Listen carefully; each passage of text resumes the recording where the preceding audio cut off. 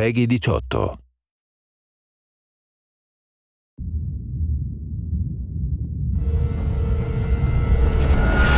Hey everybody, Zachary Levi here in the heart of London's famous West End. Behind me is BAFTA, the British Academy for Film and Television Arts.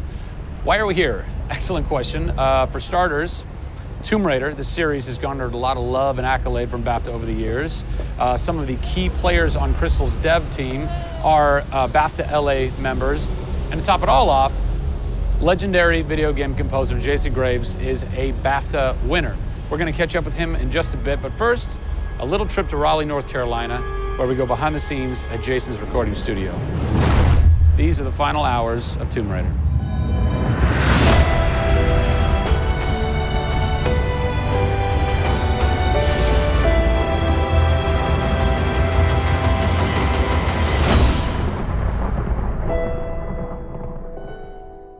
First thing we did was the theme. There have been many composers in the games or the films, but they've always used the original theme. They said, we want to start with a clean slate, a new theme. I did it on piano, very simple. I was really scared just to send it because I'm like, I don't know, I think this really works, I think I like it. We ended up taking that exact theme. The first demo I sent was on the first trailer. That exact same arrangement.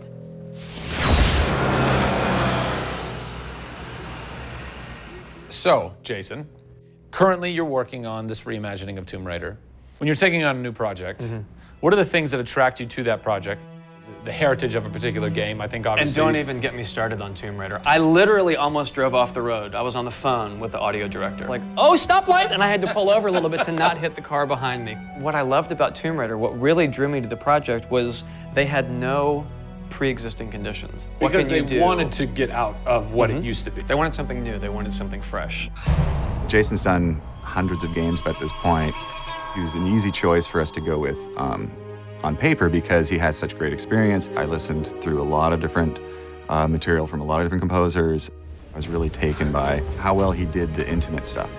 The textures and the real, intimate and vulnerable bits that we needed to highlight in the game were a great match for us. What is square one for you when you start wrapping your head around it going, this is where I feel like this world is going to exist? Main theme, call me old-fashioned. Then it was a matter of finding out what kind of percussion would work. And always going back to the melody and the theme, because that's kind of the heart of the game. The most signature thing that we need to get right is Lara's theme. One of our big goals was that it can be used in any emotional context. What does it sound like? High action.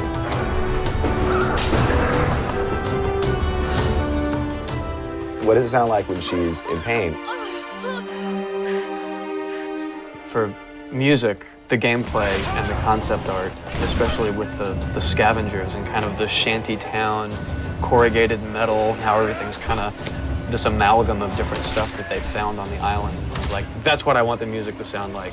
The bad guys are playing the music now. Alex said something like, it'd be really cool to have something, chains on a metal board or like you're banging a metal fence. 2 weeks later, Jason calls me up and he's like, so this guy who's like this sculptor who lives right around the corner from me, I was talking to him about the idea of creating an instrument. And I'm like, that sounds completely insane. We have to do that. Tackling the score to one of the most iconic franchises in the world brought a unique challenge. How best to capture the emotional timbre of the characters and island in music? People, I give you the instrument.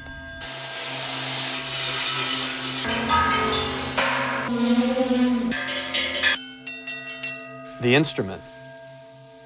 I was gonna let Matt determine the aesthetics.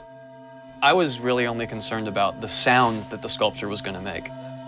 Matt built this, which looks pretty much exactly like Laura's original homemade bow in the game. There's different timbres based on different materials, metal, glass. It's a direct line from the plot, the characters, the story, the environment, straight to the sculpture. We always wanted the island to have that character in itself. Creating an instrument gave it this unique identity. It's got a voice. Yeah. The very beginning of the game is nothing but the instrument.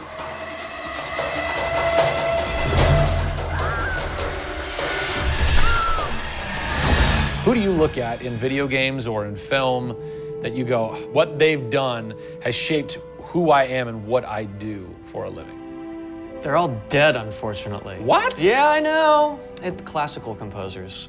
All classical? Yeah, I'm kind of going directly back to the source. Yeah. Prokofiev's, Tchaikovsky. Even for some of the scary stuff, you've got Penderecki, who's a Polish composer. Actually, he's still alive. It kind of goes back to ballets or opera, which is kind of the precursor to film and video games. You know, they were telling a story. Yeah. And that's what I love about that music. It tells a story. Even if you don't know the plot, you can listen to it. And film music's the same way. It's tough with games to do things that are subtle. You want to make Lara relatable, make her realistic. Got another one. She went down over there. Tell her story from the beginning and show how she became the superhero she becomes. One of the first things that I ask any developer is the emotion. Because to me, that's the biggest thing that music can do in a tenth of a second. The music just, it nails the emotion. Wow, that was amazing, huh? I personally don't think I've ever sounded so good in an interview before, although Jason, Jack, and Alex are audio savants, so that would make perfect sense. I cannot wait to jump into this game, not just for the amazing action, but the emotion and mood and tone that they're going to set with their incredible skill. Tune in next time for a special secret announcement that is going to change the way you play Tomb Raider forever. See you soon.